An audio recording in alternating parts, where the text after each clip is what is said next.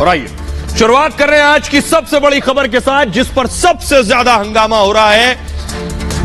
Girls hostel में 60 MMS, एक दो नहीं 60 एमएमएस बनाए गए, ऐसा आरोप लगाया गया। इस पर हंगामा हो रहा है। 60 एमएमएस, आप समझ रहे हैं, गर्ल्स हॉस्टल में, जिसके बाद बवाल मच गया। बताया गया कि 60 एमएमएस लड़कियों के बाथरूम में बनाए गए हैं। हंगामे की तस्वीरें मैं आपको दिखाने जा रहा हूं। पहली तस्वीर दिखाइए जरा, ये आप देख रहे हैं, जबरदस्त हंगामा। एम्बियंस दीजिए, फुल स्क्रीन लीजिए जरा। ये हंगामा चंडीगढ़ हॉस्टल में हुआ, छात्रों ने हंगामा शुरू किया। फुल स्क्रीन इस तस्वीर को लीजिए, सुनिए जरा पहले।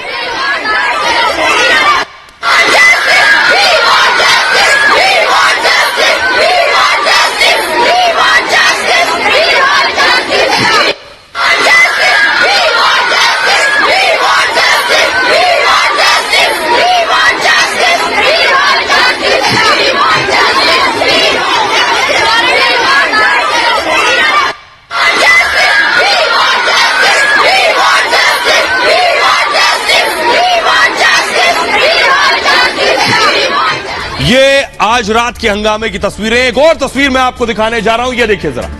भारी संख्या में छात्र जुटे थे, सैकड़ों की संख्या में छात्र नजर आ रहे हैं, आपको दिखाई दे रहा है।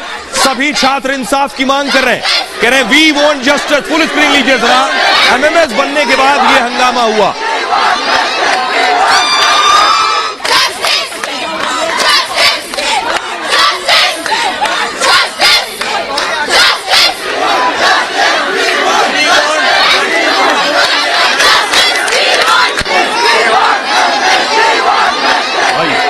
अब आपको मैं तस्वीर दिखाने जा रहा हूं, जिस लड़की ने सबका एमएमएस बनाया, जिस लड़की पर आरोप है, एक नहीं, दो नहीं, तीन नहीं, 5 नहीं, 60 एमएमएस बनाने का आरोप है।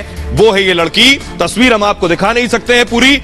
ये वो छात्रा है जिसने एमएमएस बनाया। ये वो छात्रा है जिस पर आरोप है 60 एमएमएस बनाने के। ये वो छात्रा है जिसकी गिरफ्तारी हो चुकी है एमएमएस बनाने के मामले में। इस पर इल्जाम है इसने अपने साथ पढ़ने वाली बाकी छात्राएं, जब वो बाथरूम नहाने के लिए जाती थी, तब छिपकर इसने बाकियों का एमएमएस बनाया। न सिर्फ बनाया बल्कि उसे अपने दोस्त को भी भेज दिया। ये वो तस्वीर आप देख रहे हैं। आइए अब मैं आपको दिखाने जा रहा हूं, एक और तस्वीर दिखाने जा रहा हूं। वो तस्वीर देखिए जरा, ये आप देख रहे हैं। एम्बियंस बढ़ाइए। उस लड़की के रूम में घुस गए छात्र, जब हंगामा हुआ उस लड़की के पर हमला करने के लिए। फुल स्क्रीन लीजिए जरा। ये जो तस्वीर आप देख रहे हैं, जिस लड़की की तस्वीर मैंने आपको दिखाई, उसके रूम में घुस रहे थे, वो तस्वीरें देखिए जरा।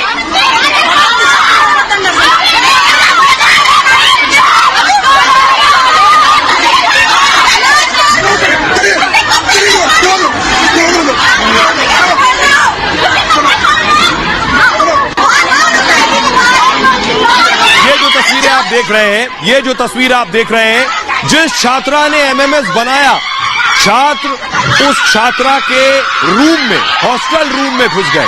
उसके बाद हंगामा होने लगा। ये आप देख रहे हैं, छात्राएं कह रही हम यहां सुरक्षित नहीं है। छात्राएं कह रही है यहां पता नहीं कौन किसकी रिकॉर्डिंग कर रहा है, कौन किसका वीडियो बना रहा है। तो आइए अब मैं आपको बताने जा रहा हूं, ये जो 60 एमएमएस है, क्या 60 लड़कियों के ये 60 एमएमएस बनाए गए? इसका सच क्या है? सबसे पहले मैं आपको ये बताता हूं। देखिए जरा, ये आप देख रहे हैं, ये जो आप देख रहे हैं एमएमएस बनाया गया, बताया जा रहा है जब छात्राएं बाथरूम में थी। 60 एमएमएस, 60 एमएमएस बनाए गए। तो सवाल यह है, एमबीए की छात्रा ने साथी छात्राओं का एमएमएस बनाया जो उनके साथ में पढ़ती हैं। 60 छात्राओं के वीडियो बनाने का दावा किया गया बाकायदा। 60 छात्राओं के, एक दो नहीं, 60 अश्लील वीडियो बनाए गए और बाथरूम में लड़कियों के नहाने का वीडियो बनाया। आरोपी छात्रा पर दरअसल लंबे समय से वीडियो बनाने का शक है। ये लंबे समय से वीडियो बना रही थी। छात्राओं के नहाते वक्त मोबाइल से ये वीडियो बनाती थी। वीडियो बनाकर आरोपी छात्रा अपने दोस्त को भेज भी रही थी बाकायदा। छात्रा के दोस्त पर वीडियो वायरल करने का शक जताया गया है। एफआईआर के मुताबिक 3 छात्राओं ने वार्डन से इस बात की शिकायत की। खबर यह है कि छात्राओं ने सोशल मीडिया पर कुछ वीडियोस देखे, उसके बाद शिकायत की। बाथरूम में लड़कियों के वीडियो बनाने का शक जताया गया और इसके बाद हॉस्टल मैनेजर को जानकारी दी गई इस बारे में। फिर सभी लोग आरोपी छात्रा के कमरे में पहुंच गए और उसके बाद जो हंगामा हुआ वो तस्वीरें मैंने आपको दिखाई। खबर सामने आते ही पूरे कैंपस में हड़कंप मच गया। ये एक खबर थी, लेकिन पुलिस का दावा क्या है? पुलिस ने 60 एमएमएस के दावे को खारिज कर दिया है। पुलिस का कहना है 60 एमएमएस नहीं बनाए गए। पुलिस ने कहा किसी दूसरी छात्रा का एमएमएस नहीं बनाया गया, यह पुलिस का दावा है। कुछ छात्राओं के सुसाइड की कोशिश की खबर आई कि जैसे ही छात्राओं को पता चला कि 60 छात्राओं के एमएमएस बने हैं, लड़कियों ने आत्महत्या करने की कोशिश की, लेकिन कॉलेज का जो प्रबंधन है उसने खुदकुशी को अफवाह बताया है। कॉलेज प्रबंधन का कहना है कि जो खुदकुशी की कोशिश थी, दरअसल छात्राओं ने खुदकुशी नहीं की है एमएमएस की वजह से, जबकि प्रोटेस्ट हो रहा था, जो बवाल और हंगामा हो रहा था, उसमें सफोकेशन हुआ जिसकी वजह से छात्राएं बेहोश हो गई। आइए अब मैं आपको सुनाने दिखाता हूं आपको छात्रों ने जो हंगामा किया। इसके बाद तस्वीर दिखाइए, फुल स्क्रीन लीजिए। उसके बाद छात्र दौड़ पड़े अलग अलग डिपार्टमेंट्स की तरफ। ये दो तस्वीरें आप देख रहे हैं, ये देख रहे हैं, पूरे रात अभी हंगामा चल रहा है। वहां स्थिति है, सुनिए।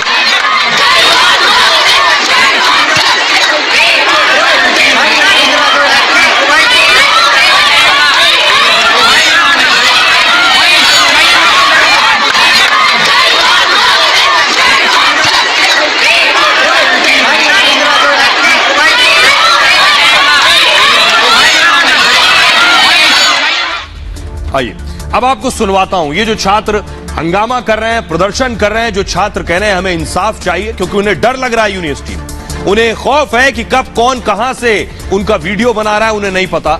सुनिए जरा छात्र और छात्राएं क्या कहते हैं। जो कल हमारे साथ में हुआ वो किसी के साथ भी हो सकता है। हॉस्टल में हमारे पेरेंट्स हमें इतनी दूर से भेजते हैं, इसीलिए भेजते हैं ताकि उनका बच्चा सेफ रहे।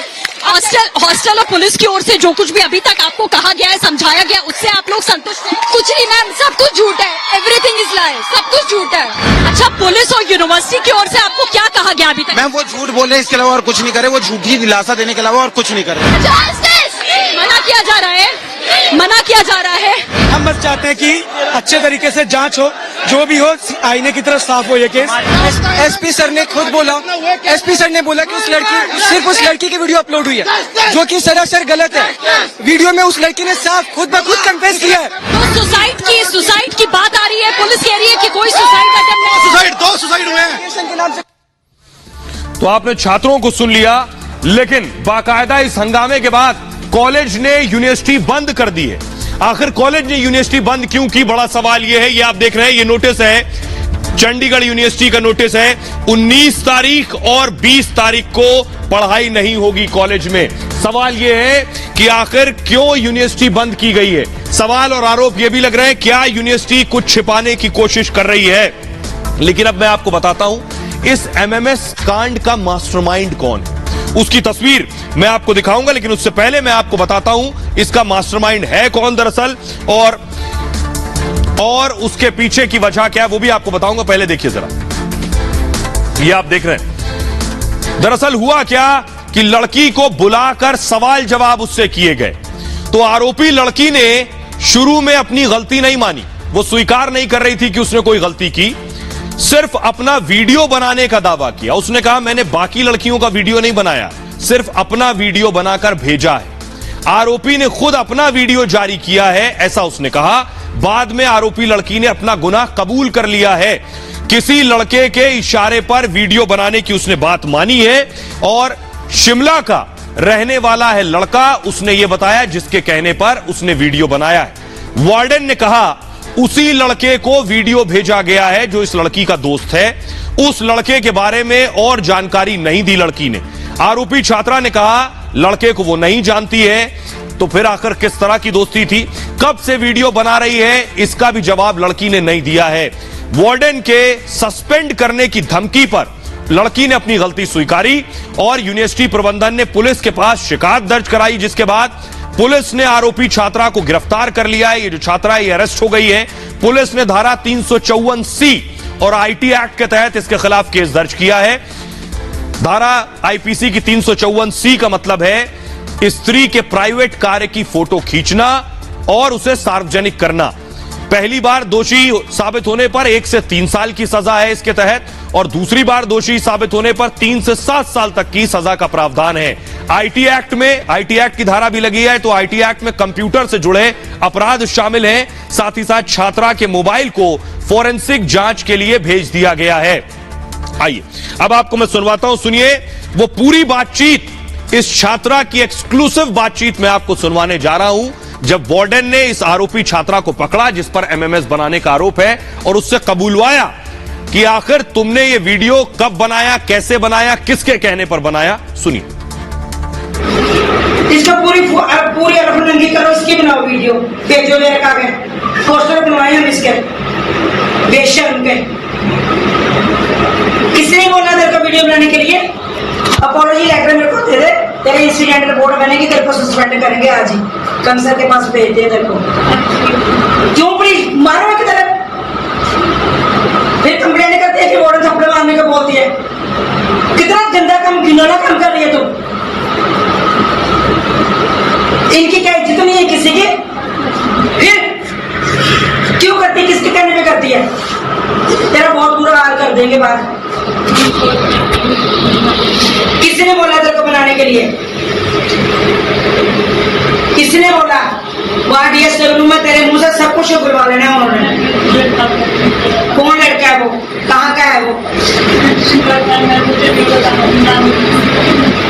तो अब तू जानती तभी तो उसको तू भेज रही वीडियो। शिमला का तू कहाँ से?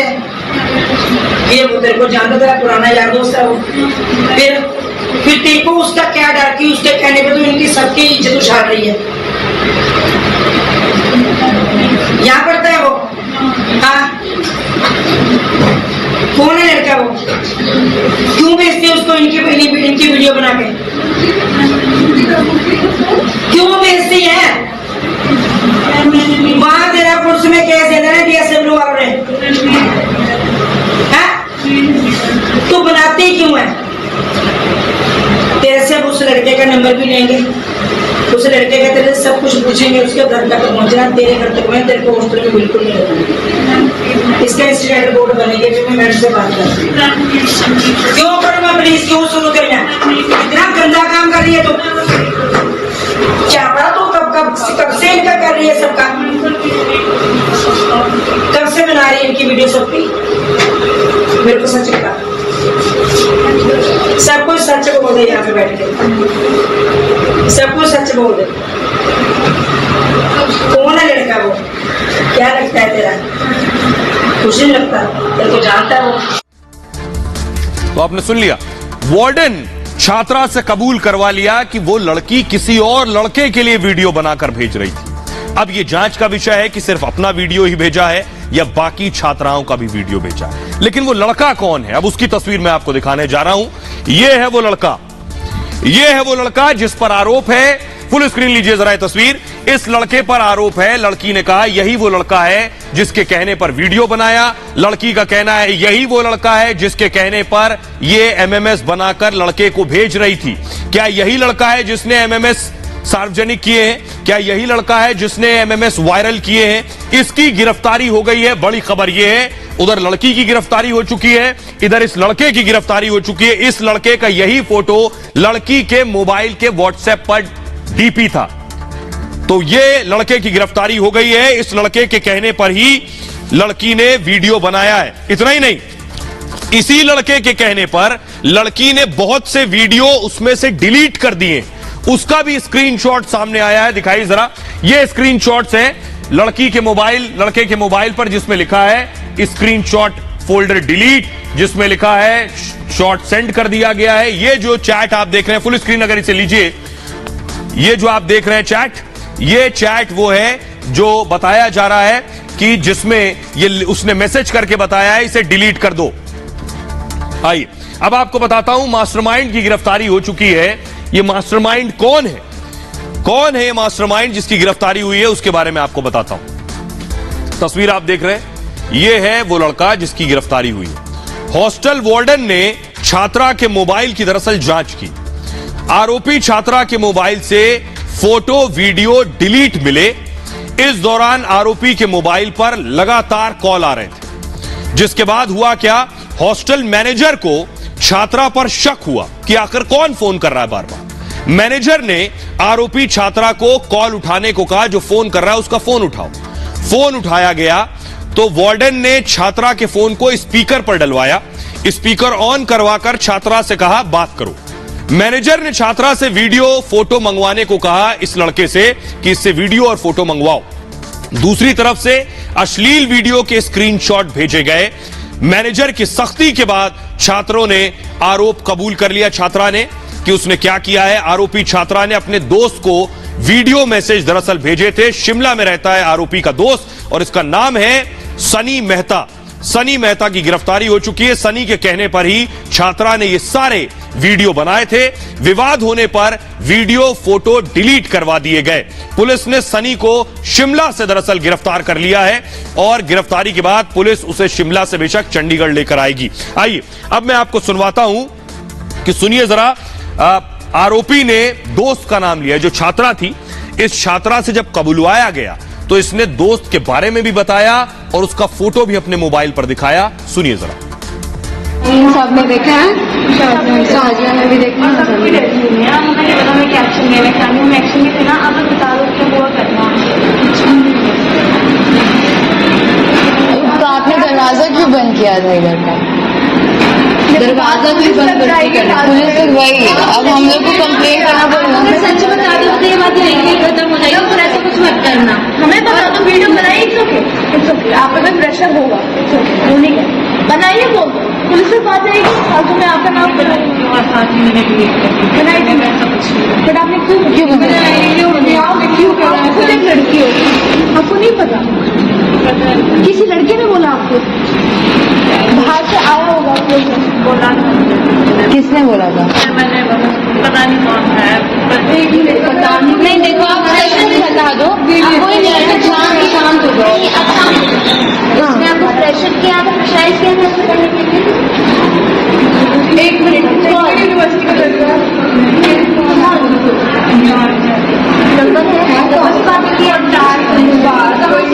यार देखो, आपको कुछ नहीं होगा, पता है? प्रेशर लग रहा ना, अगर आप बता दे रहे हो तो आपको कुछ नहीं होगा। आप भी आप ऐसे चुप रहोगे और इस तरह करेगा, बाकी लड़कियों को कैसे टैकल करेगा? आपको ऐसे नहीं कर। प्रेशराइज आपको किस तरह के क्या आपने बोला कि आपको ये ऐसा एक्शन किया? हम ये नहीं, मैं ये नहीं पूछ रही, मैं उसने ये क्या किया। आप चर्च से बात करो।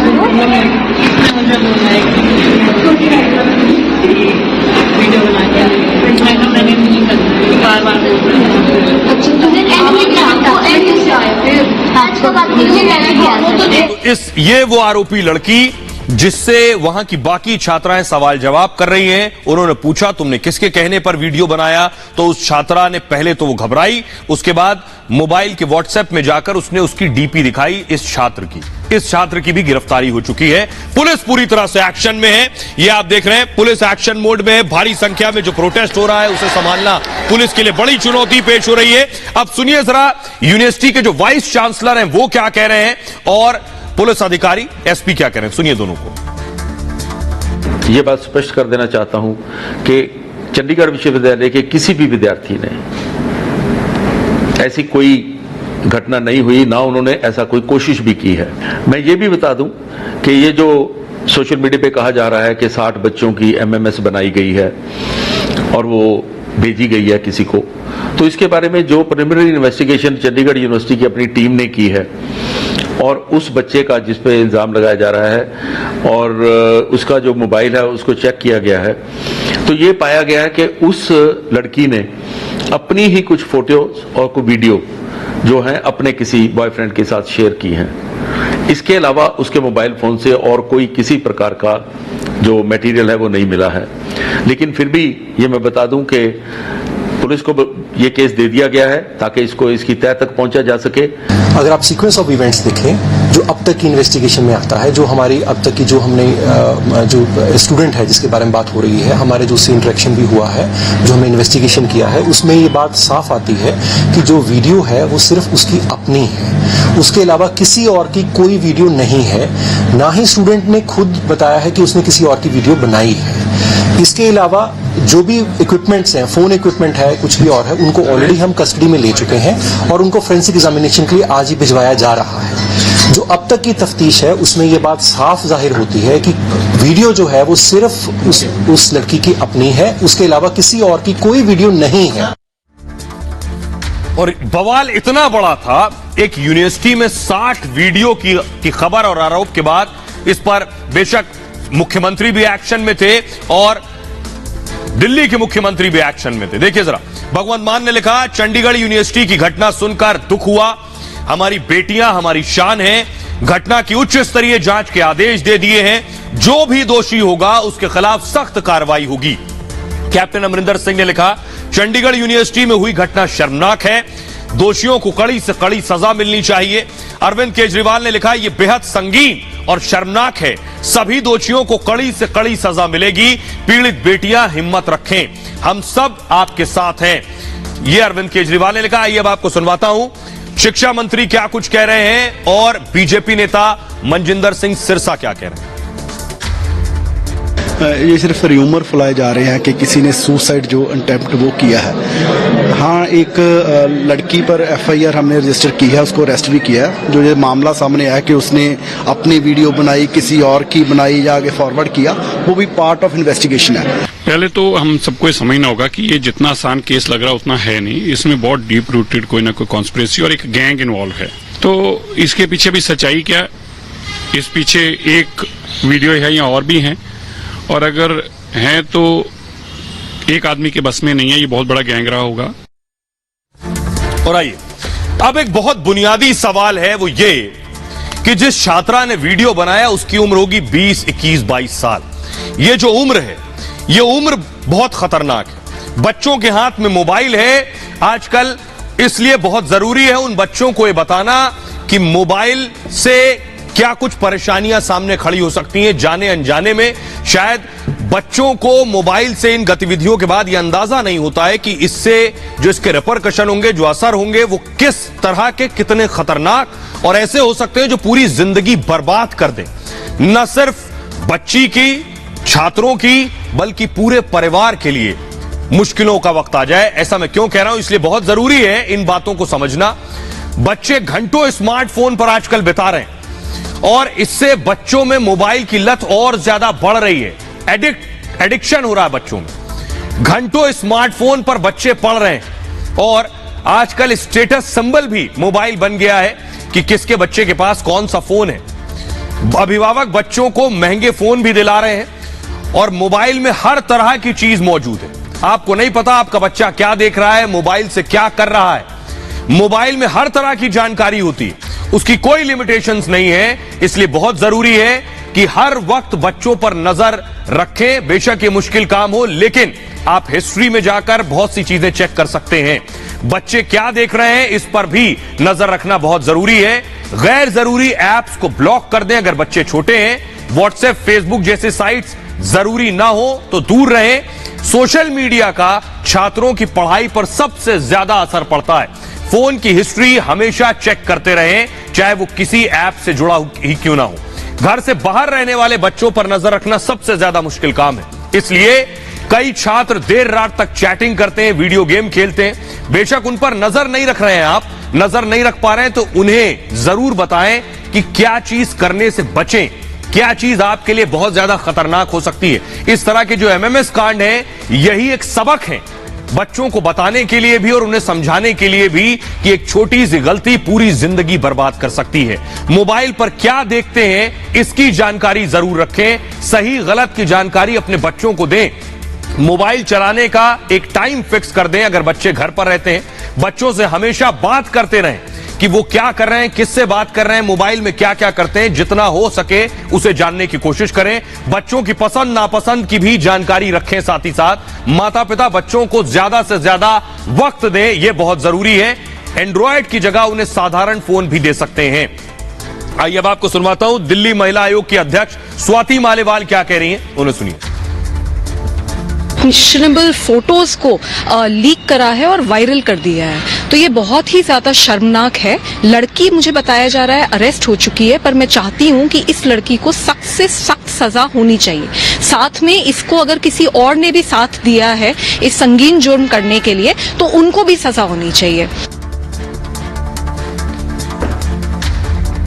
इसलिए बहुत जरूरी है, बच्चों को जरूर बताएं उनकी उम्र क्या है, उस हिसाब से उन्हें बताएं कि मोबाइल में किन चीजों का ख्याल सबसे ज्यादा रखना है। बहरहाल खबरों में आगे बढ़ते हैं। आज की एक और बड़ी खबर है योगी आदित्यनाथ से जुड़ी। बड़ी खबर यह कि योगी आदित्यनाथ के साथ मुसलमान आ गए। अब योगी के साथ मुसलमान तो सबसे ज्यादा परेशान क्यों, कौन है, यह आपको बताऊंगा। दरअसल योगी आदित्यनाथ ने, आपको याद होगा, पिछले दिनों, विजुअल दीजिए, पिछले दिनों मदरसे के सर्वे का ऐलान किया था। योगी आदित्यनाथ ने मदरसे की सर्वे की शुरुआत की और सर्वे शुरू भी हो गया। इस सर्वे पर आज एक बहुत बड़ी बैठक सहारनपुर के देवबंद में हुई है। वो तस्वीर दिखाइए जरा, अगली तस्वीर ये आप देख रहे हैं, फुल स्क्रीन लीजिए। सहारनपुर के देवबंद में ये बड़ी बैठक हुई जिसमें मदरसों के बड़े बड़े मौलाना शामिल हुए। इस बैठक में योगी के जो सर्वे योगी करवा रहे हैं उस सर्वे पर बात हुई कि सर्वे अच्छा है या बुरा है। लेकिन आप चौंक जाएंगे कि जो इस बैठक में निकल कर आया वो ये, उनका कहना है कि उन्हें सर्वे से कोई परेशानी नहीं है। ये जो सर्वे है ये सर्वे बिल्कुल सही हो रहा है उनका कहना है। लेकिन इससे बहुत से लोग परेशान हो गए कि आखिर मदरसा संचालक देवबंद के मौलाना क्यों कह रहे हैं योगी का सर्वे सही है। ये जो देख रहे हैं ये मदरसों के सर्वे की तस्वीरें मैं आपको दिखा रहा हूं। पिछले दिनों सर्वे हो रहे थे उत्तर प्रदेश के अलग अलग मदरसों में। अब सब परेशान और हैरान है कि योगी के मदरसे पर सर्वे से सबको ऐतराज क्यों नहीं है। सबसे ज्यादा परेशान हाल कौन है, अगली तस्वीर दिखाई जरा। परेशान हाल है सियासतदान। इन्हें लग रहा था कि मदरसों पे सर्वे के नाम पर मुसलमानों को डराएंगे कि योगी आदित्यनाथ तुम पर नजर रख रहे हैं, योगी आदित्यनाथ तुम्हारे घर में झांक रहे हैं, तुम्हारे लिए मिनी एनआरसी कर रहे हैं। लेकिन हुआ उल्टा। मौलाना तो कह रहे हैं सर्वे से उन्हें कोई परेशानी नहीं, इसलिए अब सियासतदान सबसे ज्यादा परेशान है। ये रिपोर्ट देखिए।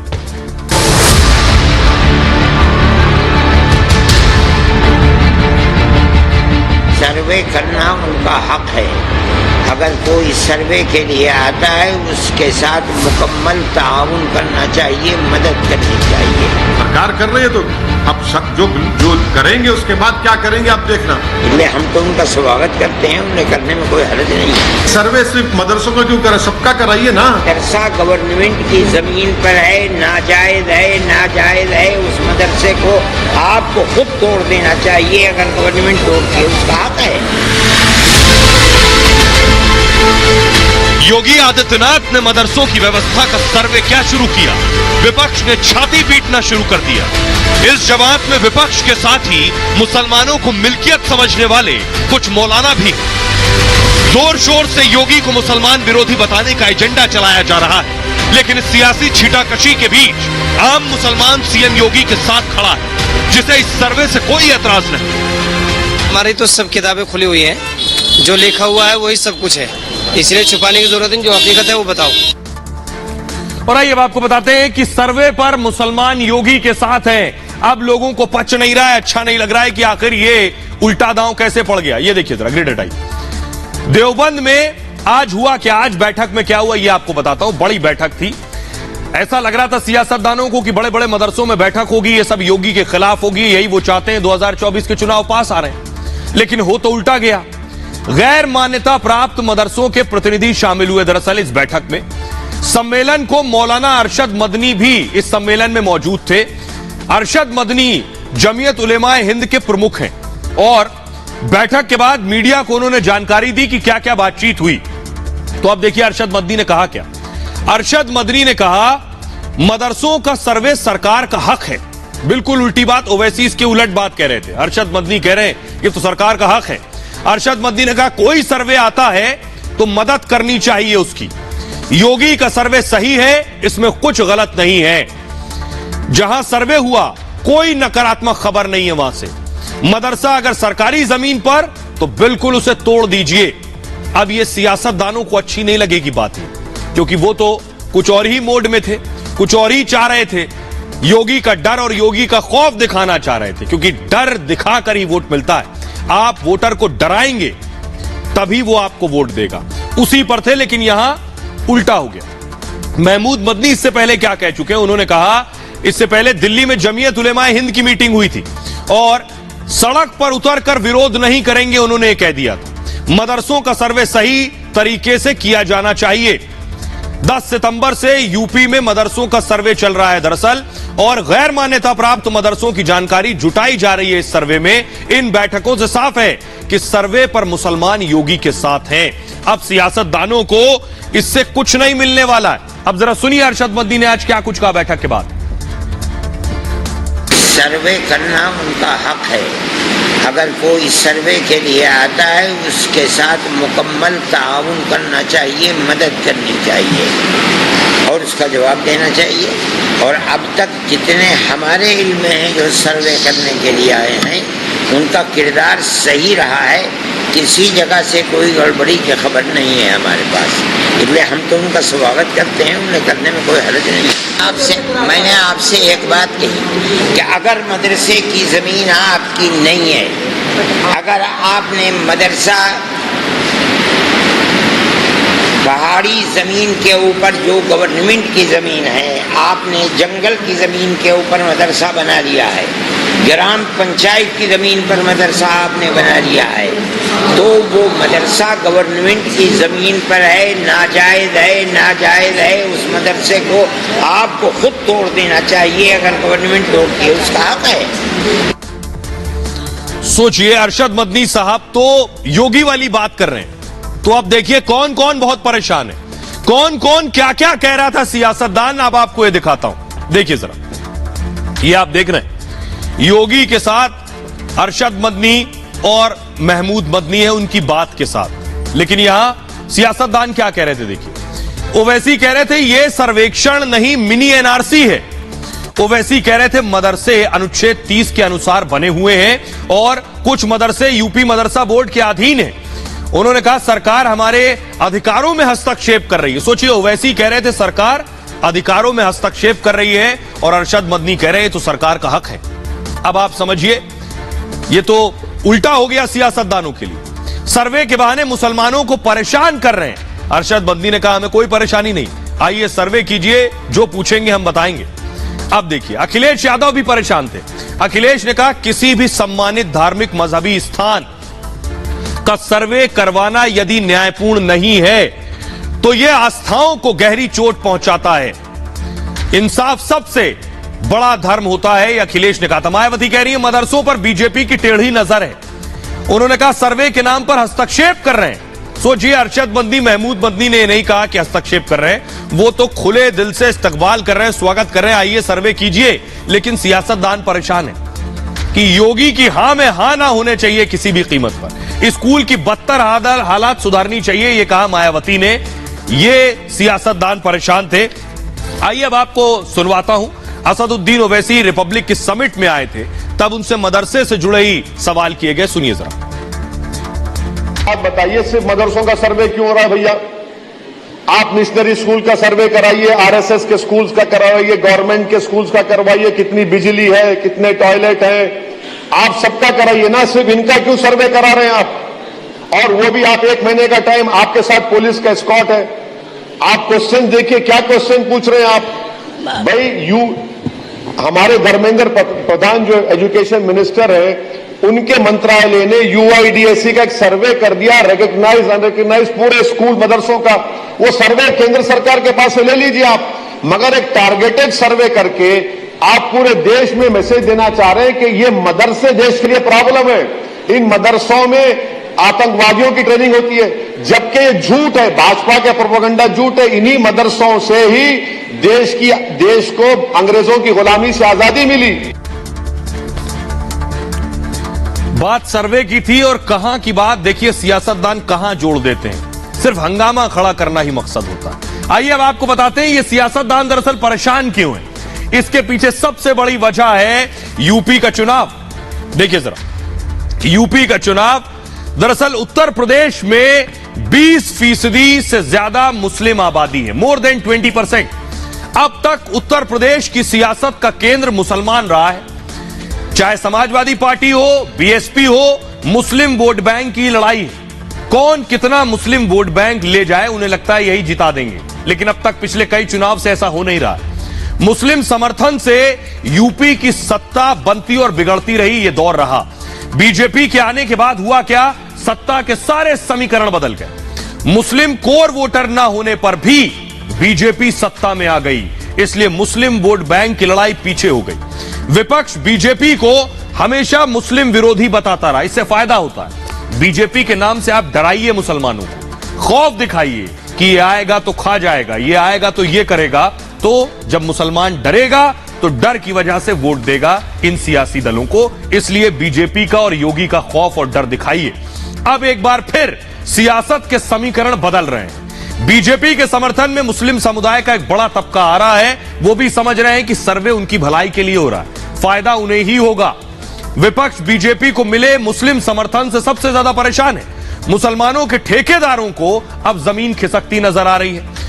उन्हें लगता था कि यही एक वोट बैंक है जो बीजेपी में नहीं जा रहा है, ये हमारे पास ही बटेगा। अब उन्हें लग रहा अगर इसमें से भी वहां चला गया तो फिर हम करेंगे क्या, हमारे पास बचेगा क्या। ऐसे में बीजेपी को विपक्ष मुस्लिम विरोधी बताने में जुटा हुआ है। आइए अब आपको सुनवाता हूं योगी सरकार में मंत्री दानिश आजाद क्या कह रहे हैं, उन्हें सुनिए जरा। जिस तरीके से इस सर्वे के माध्यम से जो योगी सरकार का जो मंशा है कि हम ऐसे जो मदरसे हैं जहां हमारे नौजवान छात्र पढ़ रहे हैं जो गैर मान्यता प्राप्त हैं, पहले तो ये देखें कि उन छात्रों को जो बेसिक सुविधाएं वहां मिलनी चाहिए, जो बेसिक फैसिलिटीज मिलनी चाहिए, जो उनके अधिकार हैं, ये चीज़ें उन तक मिल रही है कि नहीं मिल रही है। और इस सर्वे के बाद हम तमाम ऐसे जो मदरसे हैं उनको भी और बेहतर दिशा में आगे ले जाने के लिए काम करेंगे। और जिस तरीके से हमारे मदरसे के छात्रों को अच्छी तालीम मिले, अच्छी शिक्षा मिले और बेहतर भविष्य मिले, इस प्राथमिकता के साथ योगी सरकार काम कर रही है। थोड़ा ये अब आपको खबरों में आगे बढ़ते हैं, ताइवान लिए चलते हैं जहां एक बड़ा भूकंप आया, बड़ा भूकंप। तस्वीरें आपको दिखाऊंगा, भूकंप से कांप उठा ताइवान। पहली तस्वीर दिखाइए जरा, ये आप देख रहे हैं ताइवान में, एम्बियंस दीजिए, ये पहाड़ गिर पड़ा है। अगर आप देखिए ध्यान से कि लोग जा रहे थे और पूरा पहाड़ पेड़ के साथ नीचे गिर पड़ा है। ये वो तस्वीर आप देख रहे हैं, ये देखिए लोग जा रहे हैं, पूरा पहाड़ टूटा है और लोगों के ऊपर आ गिरा। ये भूकंप के बाद की तस्वीरें आप देख रहे हैं। अगली तस्वीर दिखाइए जरा, फुल स्क्रीन लीजिए। ये इंडोर स्टेडियम था और ये देखिए भूकंप के बाद इंडोर स्टेडियम की हालत देखिए। फुल स्क्रीन लीजिए जल्दी से इसको तस्वीर। ये आप देख रहे हैं ताइवान में भूकंप के बाद की तस्वीरें, सोचिए कितना भयावह भूकंप था। एम्बियंस दीजिए इसका, बढ़ाइए। ये देखिए इंडोर स्टेडियम में लोग बैडमिंटन खेल रहे थे, उसी दौरान भूकंप आया और ऊपर की सीलिंग पूरी गिर पड़ी। ये आप देख रहे हैं ताइवान की तस्वीरें हैं। अब आप अंदाजा लगा सकते हैं कितना भीषण और भयावह भूकंप था। देखिए जरा ताइवान में क्या हालत हुई है मैं आपको दिखाऊंगा, लेकिन ये तस्वीर डराने वाली है। लोग एकाएक भागे अपनी जान बचाने के लिए। जिस तेजी से ये सीलिंग गिरी है उसके बाद बहुत से लोग बेशक इसके अंदर दब गए होंगे, ये तस्वीरों में खुद समझ में आ रहा है। युवा देखिए बैडमिंटन की प्रैक्टिस कर रहे थे, उसी दौरान ये भूकंप आया है। आइए अगली तस्वीर दिखाता हूं। भूकंप की तीव्रता देखिए जरा, एक पूरी बिल्डिंग गिरी है, ये देख रहे हैं आप। ये बिल्डिंग आकर जमीन पर गिरी है। फुल स्क्रीन लीजिए जरा इस तस्वीर को, ये देखिए पूरी बिल्डिंग पलट गई है, पूरी बिल्डिंग पलट गई है। अगर आप देखिए अब आप अंदाजा लगाइए कितना भीषण भूकंप है। देखिए जरा लोग भाग रहे हैं, जैसे ही भूकंप आया लोग घरों के, देखिए पूरी इमारत गिर गई है, पूरी इमारत सड़क पर आकर गिर गई है।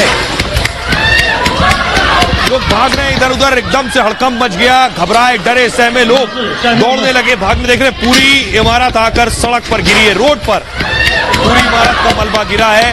बेशक इस इमारत में लोग मौजूद रहे होंगे, कितने लोग अंदर थे, कितना जान माल का नुकसान हुआ है, इसकी अब तक खबर नहीं मिली है।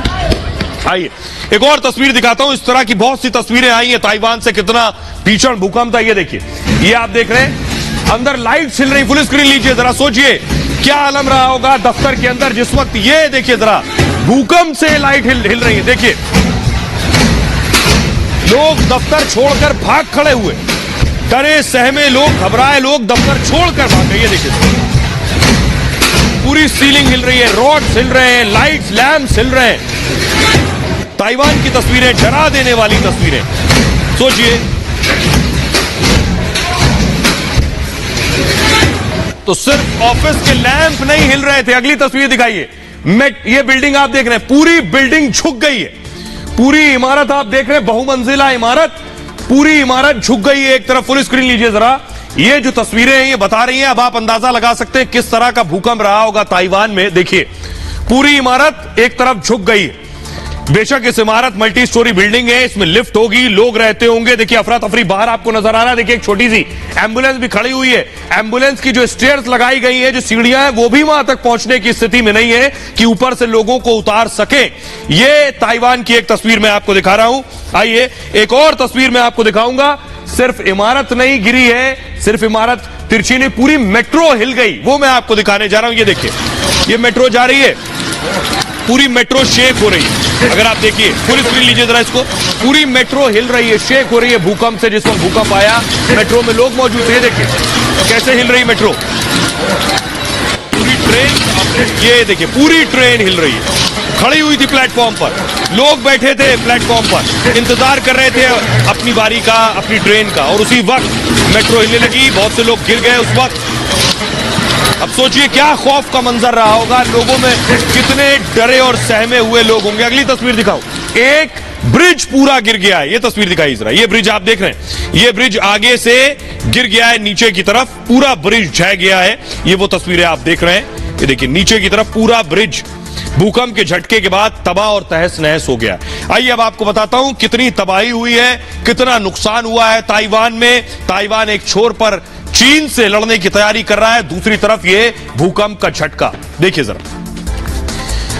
ताइवान में रविवार दोपहर को दरअसल भूकंप आया और दोपहर 2:44 पर, यानी आज ही 2:44 पर भूकंप आया ताइवान में, और रिक्टर स्केल पर इस भूकंप की तीव्रता 6.9 मापी गई है, 6.9। तुईतुंग शहर में 50 किलोमीटर उत्तर में इसका केंद्र था। दरअसल जमीन से 10 किलोमीटर नीचे इसका सेंटर था, तब यह तीव्रता थी भूकंप की। 2 दिन में भूकंप के 2 बड़े झटके ताइवान को लग चुके हैं। शनिवार को 6.6 तीव्रता का भूकंप आया था और यूली शहर में भूकंप से एक इमारत गिर गई है, स्टेशन पर खड़ी ट्रेनें हिलने लगी, वो तस्वीरें मैंने आपको दिखाई हैं। कई जगहों पर सड़कों में दरार पड़ गई है, साथ ही साथ कई इलाकों में ब्रिज टूट गए हैं, तबाह हो गए हैं। ब्रिज टूटने से कई गाड़ियों के शीशे टूट गए हैं। 2016 में भूकंप आया था यहां तो 100 लोगों की मौत हुई थी ताइवान में। 1999 में भूकंप से 2400 लोगों की, लगभग 2400 लोगों की मौत हुई थी। भूकंप के बाद सुनामी का अलर्ट भी जारी कर दिया गया है। जापान में भी सुनामी को लेकर अलर्ट जारी किया गया है। ताइवान में भूकंप आते रहते हैं। दरअसल ये द्वीप 2 टेक्टोनिक प्लेटों के जंक्शन के पास दरअसल स्थित है। जब टेक्टोनिक प्लेट जो है जब वो हिलती हैं तो इस तरह के भूकंप आते हैं। प्लेटों में जरा सी हलचल ताइवान को हिलाकर रख देती है। आइए खबरों में आगे बढ़ते हैं तो उम्मीद करते हैं ताइवान में लोग पूरी तरह से ठीक हो, ज्यादा जान माल का नुकसान ना हुआ हो। खबरों में आगे बढ़ते हैं। आज की एक और बड़ी खबर है, देश में हिजाब पर बहस और हंगामा चल रहा है। हिजाब पहनने को लेकर हंगामा चल रहा है भारत में, लेकिन ईरान में हिजाब उतार दिया गया, इस पर हंगामा चल रहा है। देखिए जरा, बुर्का नहीं पहना तो एक लड़की को मार डाला। ये लड़की आप देख रहे हैं, ये ईरान की लड़की है, बुर्का नहीं पहना था तो इसे मार डाला। इसलिए ईरान में महिलाओं ने बुर्का नकाब उतार दिए। तस्वीर दिखाई जरा, ये आप पहली तस्वीर देख रहे हैं, ये भारत की तस्वीर, एम्बियंस दीजिए। ये लड़की कॉलेज गई थी, बुर्का पहनने को लेकर नारेबाजी कर रही थी और उसके बाद देश में हंगामा हुआ हिजाब को लेकर। ये भारत की तस्वीर है, हिजाब पहनने पर हंगामा हो रहा है कि हिजाब पहनना है, स्कूल में भी पहनना है, कॉलेज में भी पहनना है। लेकिन ईरान की तस्वीर दिखाई, अगली तस्वीर दिखाई। ईरान इस्लामिक मुल्क है, इस्लामिक मुल्क है। यहां देखिए महिलाओं ने हिजाब उतार दिया। फुल स्क्रीन लीजिए जरा, लोअर ग्रेड हटाइए। ये आप देख रहे हैं, हिजाब उतार दिया है। ईरान की तस्वीर आप देख रहे हैं, यहां महिलाओं ने हिजाब उतार दिया और उतार कर प्रोटेस्ट कर रहे हैं कि हम हिजाब नहीं पहनेंगे। एक मुस्लिम देश में महिलाओं ने हिजाब उतार दिया है, ये वो तस्वीर आप देख रहे हैं।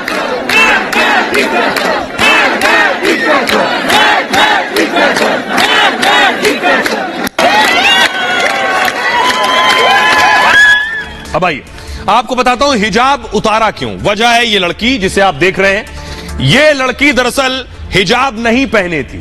हिजाब नहीं पहनने पर इनका नाम है माशा अमीनी।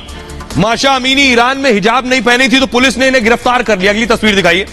पुलिस ने माशा को गिरफ्तार कर लिया और माशा को न सिर्फ गिरफ्तार किया बल्कि माशा की पुलिस कस्टडी में मौत भी हो गई। लोगों का कहना है हिजाब न पहनने की वजह से माशा को मार दिया है। अगली तस्वीर दिखाइए। ये हॉस्पिटल में आप देख रहे हैं, ये लड़की कोमा में चली गई। कि कैसे पुलिस ने क्या मारपीट की, जिसके बाद ये कोमा में चली गई और उसकी मौत हो गई। ये है माशा अमीनी, हिजाब ना पहनने से इसकी मौत हुई। उसके बाद ईरान की सड़कों पर महिला उतरकर अपना हिजाब उतारकर प्रदर्शन कर रही है कि आप हिजाब के नाम पर किसी की जान नहीं ले सकते हैं। ये इस्लामिक मुल्क में ये हो रहा है। आइए अब आपको दिखाते हैं, माशा अमीनी के बारे में बताते हैं पूरी घटना कि आखिर हुआ क्या, क्यों माशा की जान गई और अब जो हंगामा हो रहा है वो हिंदुस्तान के लिए भी एक सबक है। ईरान, पहली चीज, एक मुस्लिम बहुल्य देश है ईरान, और उसमें हिजाब उतार रही है महिलाएं। 13 सितंबर को एक महिला की गिरफ्तारी हुई, जिनकी तस्वीर आप देख रहे हैं। गिरफ्तार मुस्लिम महिला का नाम महशा अमीन था और महशा अमीनी की उम्र सिर्फ 22 साल थी। हुआ यह कि महशा परिवार से मिलने ईरान की राजधानी तेहरान पहुंची। तेहरान में महशा ने हिजाब नहीं पहन रखा था, वहां हिजाब पहनना कंपलसरी है। पुलिस ने तुरंत महशा को गिरफ्तार कर लिया। उसके बाद आरोप है कि पुलिस कस्टडी में उसे टॉर्चर किया गया। खबर है कि गिरफ्तारी के बाद महशा कोमा में चली गई और महशा के सिर पर चोट के निशान मिले। गिरफ्तारी के 3 दिन बाद महशा की मौत हो गई। महशा के परिवार ने प्रताड़ना का आरोप लगाया है, जिसके बाद यह हंगामा बरपा है। आइए अब आपको ईरान की तस्वीरें दिखाने जा रहा हूं। मतलब आप भारत से तुलना करिए, भारत में हिजाब पहनने की लड़ाई हो रही है और वहां महिलाओं ने हिजाब उतार दिया। ये देखिए, एम्बियंस दीजिए, सड़कों पर प्रदर्शन है। भारी संख्या में हिजाब के खिलाफ, इस मौत के खिलाफ प्रदर्शन हो रहा है। ये तस्वीरें मैं दिखा रहा हूं और प्रदर्शन जो है उग्र हो गया। अगली तस्वीर दिखाई सर। पुलिस ने लोगों के साथ मारपीट की है, ये आप देख रहे हैं। सड़कों पर पुलिस ने लोगों को मारा है, पीटा है। देखिए, देख रहे हैं, खींच के गाड़ी में भर रही है पुलिस। ये ईरान की पुलिस है जो इस प्रोटेस्ट को दबाने की, कुचलने की कोशिश कर रही है। अगली तस्वीर दिखाइए जरा, ये आप देख रहे हैं। इस तस्वीर को मैं दिखा नहीं सकता हूं, लड़के का चेहरा फूटा हुआ है, खून निकल रहा है। पुलिस ने लोगों के साथ बर्बरता की है, मारा पीटा है। ये वो तस्वीरें आप देख रहे हैं। आइए अब आपको दिखाता हूं, ईरान में हिजाब के खिलाफ प्रदर्शन हो रहा है। हिजाब उतारने को लेकर प्रदर्शन हो रहा है कि हिजाब के नाम पर किसी की जान नहीं ली जा सकती है। देखिए जरा, ये आप देख रहे हैं, ये तस्वीरें आ रही हैं ईरान से। इस्लामिक देश ईरान में हिजाब का विरोध हो रहा है दरअसल। अब सुनिए, जिस देश में हिजाब अनिवार्य है वहां विरोध हो रहा है, जहां अनिवार्य है वहां विरोध हो रहा है। देश भर में एंटी हिजाब कैंपेन चला रही है महिलाएं और पुरुष। महिलाएं बिना हिजाब के अपने वीडियो साझा कर रही हैं कि हम अब हिजाब नहीं पहनेंगे। सोशल मीडिया पर नो टू हिजाब हैशटैग चलाया जा रहा है। महशा के लिए राजधानी तेहरान में जोरदार प्रदर्शन हुआ है। महिलाएं, छात्र सड़कों पर न्याय की मांग कर रहे हैं और महशा की मौत को हत्या बताया गया। जांच की मांग की जा रही है इसकी। प्रदर्शन के बाद सरकार बैकफुट पर आ गई है इस मामले में। राष्ट्रपति रईसी ने गृह मंत्री से जांच के आदेश दे दिए हैं। ईरान में महिलाओं का हिजाब पहनना दरअसल अनिवार्य है। साल 1979 से ईरान में हिजाब को अनिवार्य किया गया है। महिलाओं को, बच्चियों को कहिए, 9 साल की उम्र से सिर ढकना अनिवार्य है ईरान में। ईरानी राष्ट्रपति इब्राहिम रईसी ने नियम और ज्यादा सख्त कर दिए कि उसके खिलाफ देखिए आवाज उठ रही है। 15 अगस्त को राष्ट्रपति रईसी ने नए नियम बनाए। तो सिर्फ ये ईरान में नहीं हो रहा, ड्रेस कोड को सख्ती से लागू करने के निर्देश दिए। अब यह समझना होगा, मुस्लिम देश चाहे वो अफगानिस्तान हो, वहां पढ़ाई को लेकर प्रोटेस्ट हो रहा है। महिलाओं की पढ़ाई पर रोक है तो महिलाएं सड़कों पर हैं। यहां हिजाब को लेकर प्रोटेस्ट हो रहा है। इन इस्लामी देशों को समझना होगा, आप किसी को कैद में नहीं रख सकते हैं हमेशा। आइए अब आपको बताता हूं मैं कि ये तो एक तरफ की बात हो गई, लेकिन दूसरी तरफ देखिए, हिंदुस्तान में हिजाब पहनने को लेकर प्रोटेस्ट हो रहा था। ये विडंबना और दुर्भाग्य है। इसको एम्बियंस दीजिए। हिजाब पहनेंगे, इसको लेकर प्रोटेस्ट और हंगामा हो रहा था। ये देख रहे हैं, हिजाब के लिए जंग। और आइए अब दोनों देशों से तुलना करते हैं, एक इस्लामिक देश और एक भारत, लोकतांत्रिक देश जहां किसी को कुछ भी करने का अधिकार है। देखिए जरा, ये 2 तस्वीरें, एक आप देख रहे हैं, ये कर्नाटक वाली बच्ची है जो हिजाब पहनने को लेकर लड़ रही थी, और एक ईरान की महिला है जिसने हिजाब नहीं पहना और उसकी हत्या कर दी गई। ईरान इस्लामिक देश है, भारत एक लोकतांत्रिक देश है, और ईरान में हिजाब का विरोध हो रहा है, भारत में हिजाब पहनने के लिए प्रदर्शन हो रहा है। भारत में दिसंबर 2021 में हिजाब पर दरअसल विवाद शुरू हुआ था। कर्नाटक के उडुपी में छात्रा को स्कूल में एंट्री नहीं मिली थी। उस दौरान हिजाब को मौलिक अधिकार बताकर प्रदर्शन किया गया था और जनवरी 2022 को मामला हाईकोर्ट पहुंच गया था। फरवरी में कर्नाटक सरकार ने इसके लिए बाकायदा आदेश जारी किए थे। स्कूल में तय यूनिफॉर्म में ही प्रवेश की इजाजत दी गई थी। 15 मार्च को कर्नाटक हाईकोर्ट का फैसला आया, जिसके बाद हाईकोर्ट ने हिजाब को इस्लाम का जरूरी हिस्सा नहीं माना था और कहा था हाईकोर्ट के फैसले को अब सुप्रीम कोर्ट में चुनौती दी गई। सुप्रीम कोर्ट में सुनवाई चल रही है। मुस्लिम पर्सनल लॉ बोर्ड ने याचिका दायर की हुई है सुप्रीम कोर्ट में। 5 सितंबर 2022 से सुप्रीम कोर्ट में बहस जारी है। आइए अब आपको सुनवाता हूं, सुनिए जरा। असदुद्दीन ओवैसी रिपब्लिक भारत की समिट में आए तो उनसे हिजाब से ही जुड़े सवाल किए गए। सुनिए जरा वो क्या दलीलें पेश कर रहे थे। तो इंशाअल्लाह ताला अगर वो ये फैसला करती है कि अब्बा अम्मी मैं हिजाब पहनूंगी, तो अब्बा अम्मी पहने बोलेंगे बेटा पहन, तुझे कौन रोकता हम देखेंगे इंशाअल्लाह। हिजाब निकाब पहनेंगे, कॉलेज को जाएंगे, डॉक्टर भी बनेंगे, कलेक्टर भी बनेंगे, एसडीएम भी बनेंगे, बिजनेसमैन भी बनेंगे। और एक दिन याद रखना तुम कान की जनता, शायद मैं जिंदा नहीं रहूंगा, तुम देखना एक दिन इस देश की प्रधानमंत्री एक बच्ची हिजाब पहन के प्रधानमंत्री बनेगी। तुमको मेरी दाढ़ी पसंद नहीं है, कोई परवाह नहीं, मैं दाढ़ी छोड़ूंगा। तुमको मेरे सर पर टोपी पसंद नहीं है, मैं टोपी पहनूंगा। तुमको हिजाब पसंद नहीं है, मेरी बेटी पहनेगी। मैं क्या तुम्हारा गुलाम हूं? मैं क्या तुम्हारा कैदी हूं? मैं क्या तुम्हारे इशारे पर बैठ जाऊंगा? मैं क्या तुम्हारे हुक्म पर नीचे गिर जाऊंगा? नहीं, हम गर्दन झुकाएंगे तो अपने करीब के आगे। सुनिए, सोचिए यहां हिजाब पहनने को लेकर हंगामा और मारामारी। खबरों में आगे बढ़ते हैं। अगली बड़ी खबर है, फंस गए आम आदमी पार्टी के भाईजान।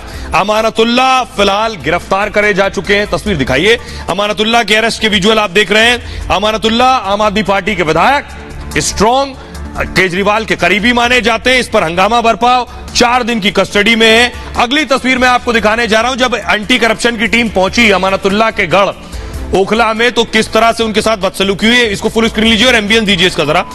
ये आप देख रहे हैं, एंटी करप्शन ब्यूरो की टीम पहुंची थी। देखिए जरा, उनके साथ धक्का मुक्की की गई। ये हो रहा था, सोचिए जरा, अमानतुल्ला के इलाकों में। ये शर्मसार है, शर्मनाक है। एंटी करप्शन ब्यूरो की ब्रांच की टीम पहुंची तो उसके साथ ऐसा बर्ताव करा जाए, शर्मनाक है ये बर्ताव। सोचिए जरा, धक्का मुक्की की जा रही है एसीबी की टीम के साथ। ये क्या नजीर पेश कर रहे हैं? ये क्या बताना और दिखाना चाह रहे हैं? इस बदसलूकी और बदतमीजी से क्या हासिल होगा? आप केवल अपना नाम, इलाके का नाम आप खराब कर रहे हैं।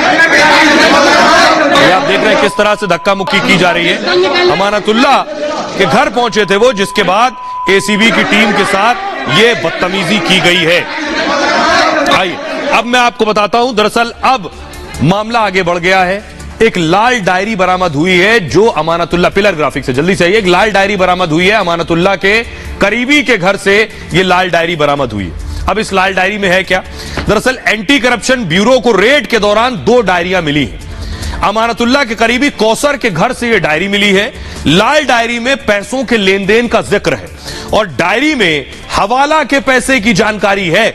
एसीबी ने कोर्ट में डायरी मिलने की बात मानी है।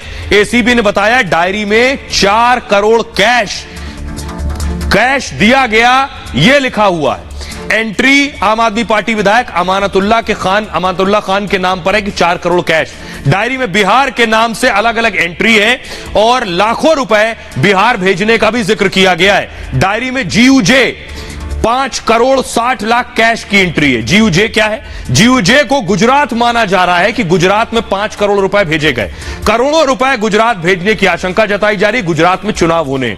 हवाला नेटवर्क की जांच में अब एंटी करप्शन ब्रांच जुटी हुई है। यह है पूरा खेल। सुनिए जरा संबित पात्रा क्या कुछ कह रहे हैं।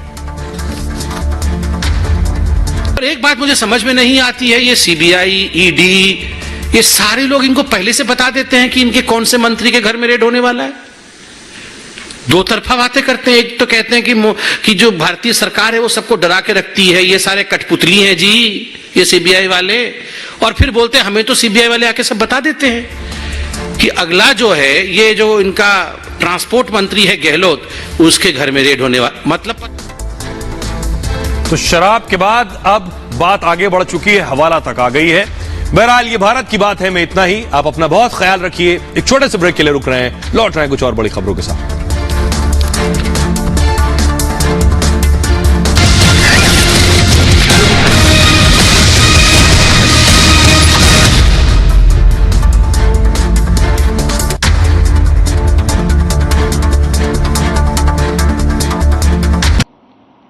साथियों, आप सभी जानते हैं कि हमारा देश प्रगति के पथ पर जिस तेजी के साथ आगे बढ़ रहा है, उसका सबसे बड़ा कारण यह है कि देशवासियों का राष्ट्र प्रेम की भावना जो उनके अंदर है, इस भावना के परिणाम स्वरूप